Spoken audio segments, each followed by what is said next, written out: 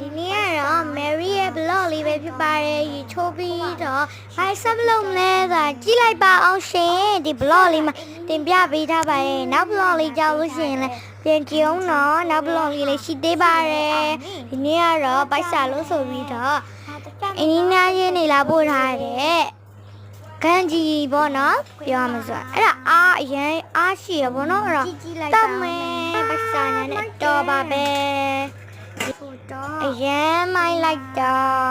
မှာပါဒီမှာပါဝေါ်ရမိုက်တယ်ဖားကြပါအောင်ရှင်မှာပဲရေချုပ်ပြီးသားဆိုတော့လေဘိုက်စာကဲတောက်ပါမယ်ဒီမှာလေတယောက်ချက်ဆိုလို့ဗီဒီယိုရလို့တော့ကြရဲနေတော့မရှိပါဘူးအဲ့တော့မတယောက်ချက်ဆိုတော့ပါစားနေတယ်လာပို့ထားတယ်စားကြပါကြပါကန်ကြီးလို့ပြောပါဘောနော်တို့ရပေါ်ပြလဲဆိုအားရှိရအင်းနီနာရဘောနော်ငါပို့တာကဲလို့အိမ်မှာခုမှရှိကလို့ပြီးတော့ဒီခံမကြည့်ပေးပါဟောတော့တာအင်းနီနာအင်းနီနာလေတောက်ကြည့်အောင်မယ်တောက်ကြည့်တကယ်လို့လေတလားတောက်ပြီးတော့လေတောက်ကြည့်လိုက်တယ်သူဟာလေးစိတ်ကြီးနဲ့ရမိုက်တဲ့တောက်ကြည့်လိုက်တဲ့အခါမှာ so goes အရှမ်းမိုက်အဲ့ဒါနဲ့သုံးမိတဲ့ဆို slow နဲ့တောက်တာပါရမိုက်ပါလေလို့အခုကြည့်နေတဲ့သူကမွတ်စလင်တွေဖြစ်လို့ရှိရင်နောက်မွတ်စလင်တိကျမယ်ထင်ပါရဲ့ရှင်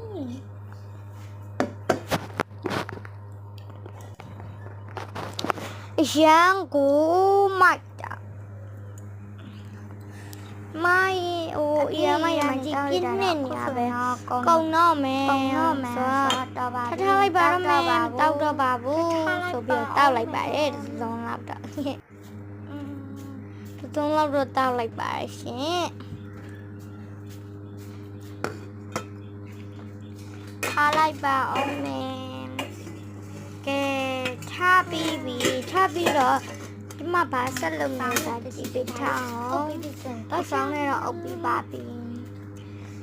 ဆိုရင်အငန်းနဲ့ဝင်ကြတာပေါ့ကြော်နေတော့စားချင်တော့ပါဘူးခါရမဝင်တော့မယ်မအခန်းနဲ့နေချင်တော့နော်တပါကြီးလေမှန်ဆိုတော့အမဲသားဖြစ်ကြောင်းလာပါဘာလေးလည်းမသိပါဘူးရှင်အမဲသားကြီးကိုထမင်းစားရမှပဲစားရပါမယ်